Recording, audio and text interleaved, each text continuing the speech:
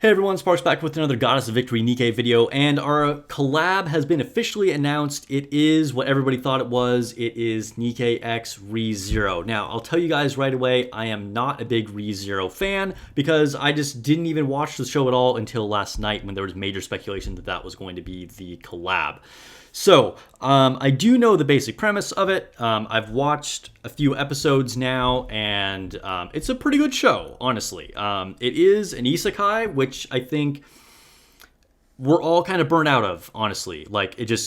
There's been so many of them, and I just have a hard time believing that anybody really wants a lot to do with an isekai. But, this is a fairly old franchise. I believe it started like 10 years ago, maybe. It was originally, I believe, a novel and then got made into an anime. It's been around for quite a while. It's a super mainstream normie anime. So I assume that's probably why Shift Up did the collaboration here, right? Because they're trying to bring in another audience. So something really important to know about why collaborations happen is to make money. And that sounds obvious, but I think people need to be reminded of that. It doesn't really matter what we think would be like the coolest or what we want. It's about what will make the money. So there's three really important factors that determine if a collaboration is going to happen. The first one is if they think there is an audience that they can bring to their game, okay? So will this expand their player base? So, if the subset of people of the potential IP is smaller than their player base, then they're probably not going to do it, right? There needs to be some crossover. They think their player base is actually going to like that collaboration, right? So that is like the major factor that will, determine what IPs they even look at collaborating with. The second one is how much they have to pay for the collaboration because they have to license whatever they are collaborating with, right? So, they might go for like some super huge, audience, like I was talking about this on stream a second ago, Star Wars, heaven forbid. But, that's going to cost them like $1 bajillion to license that from Disney to try and do that, right? So regardless of how many people they think they could bring in because of how popular that IP is, they won't necessarily get it because it's just going to be too expensive. And so the collaboration, even if they expand and the collaboration is super successful, they're still going to be in the hole, right? The third thing is if the IP holder of what they're trying to collaborate with is interested in them, right? So if they, think that it complements their IP, if it will be something that their audience are interested in, if it will maintain the quality of their IP, if they think it will reflect well on them, then that is going to determine it as well, right? Because both parties have to agree to this being successful. So somewhere in that Venn diagram, the intersection is where ReZero landed, and that's why we're getting the ReZero collab. Now, just as a fan of Nikke, I don't think this works really well. I think that the worlds do not mesh very well. We have sort of this like cliche fantasy world that feels like something out of like either, Dungeons and Dragons or Final Fantasy 12 or something like that. And then you have this like, post-apocalyptic sci-fi sexy robot IP with Nikke, and it just, to me, it clashes pretty badly, and I just don't think that that's like super great. Also, ultimately, a big part of Nikke is fan service, right? I mean, as much as like it has a really pretty in-depth combat system that is skill-based and very interesting to make squads with, and the writing is insanely good. I mean, the world really sucks you in. The music might actually be better than anything else if we're being real here. But like ultimately, one of the big things that like Nikke sold itself on is like fan service, right? Like whether it's like straight males or like girls that are into girls, whatever it is, anybody who's like a fan of, jiggling butts or boobas is like, why we're playing Nikke in the first place, right? So ReZero definitely doesn't have much of that. And so that kind of doesn't really work from that perspective either. So I don't know. Going back to what I think about ReZero in general, it's a pretty interesting show from what I've seen of it. I've done research on it. It's very successful, and I'd say it's probably one of the better isekai franchises, and is one that like stands out above like the million copycats, and it's one of the older ones too. So it is fairly high quality from that perspective.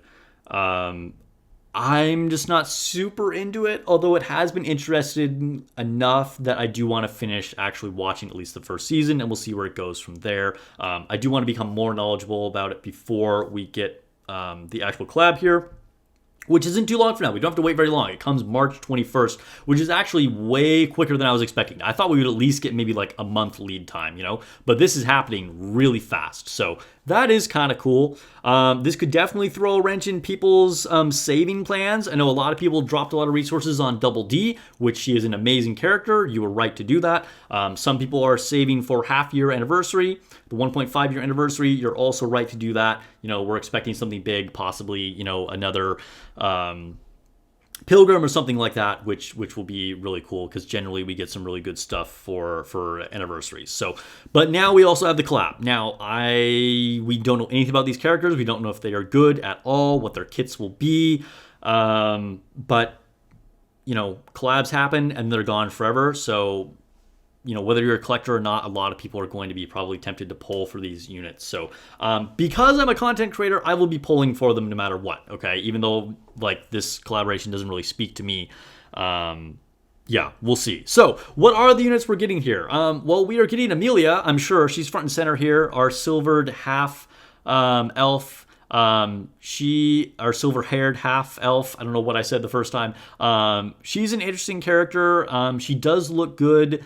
Doesn't look like she's enhanced a lot, but I mean, we'll see like what she looks like when we see the actual animations in game and like stuff like that. I think she's guaranteed to be an SSR.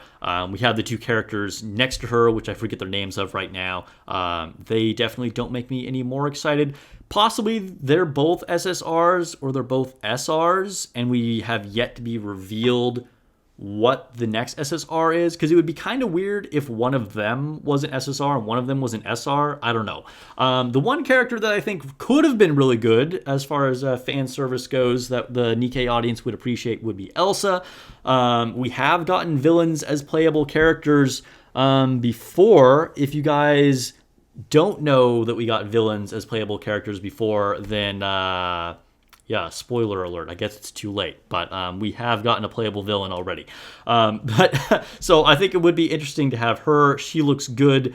Not that she'd particularly work any better in the world. I mean, she uses like melee weapons, but I mean, they made that work for like Chainsaw Man and Nier as well. So I guess that's not really a problem. But so kind of disappointing that they're not even using it. But maybe we will actually get her as another SSR. So maybe like her and Amelia are SSRs, and then these other two girls are going to be SRs. I don't know. That's like probably hoping for too much, but you never know. I don't know.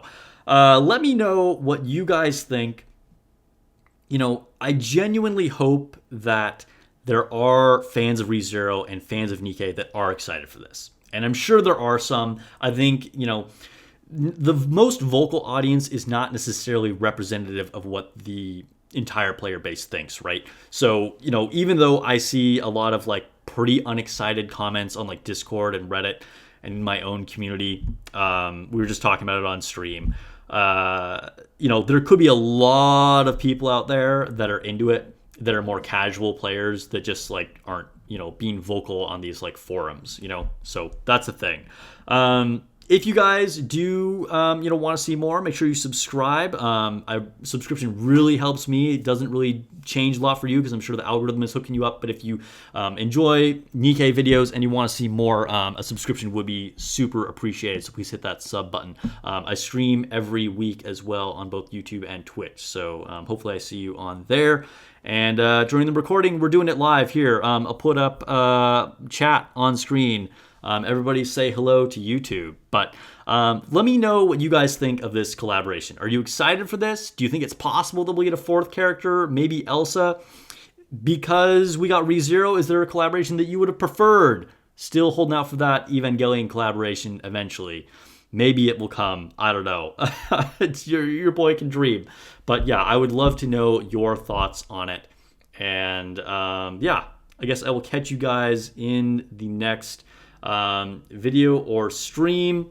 And yo, look at that. Chat is telling you, what's up, YouTube? Please subscribe. All right. See you guys in the next video. Peace.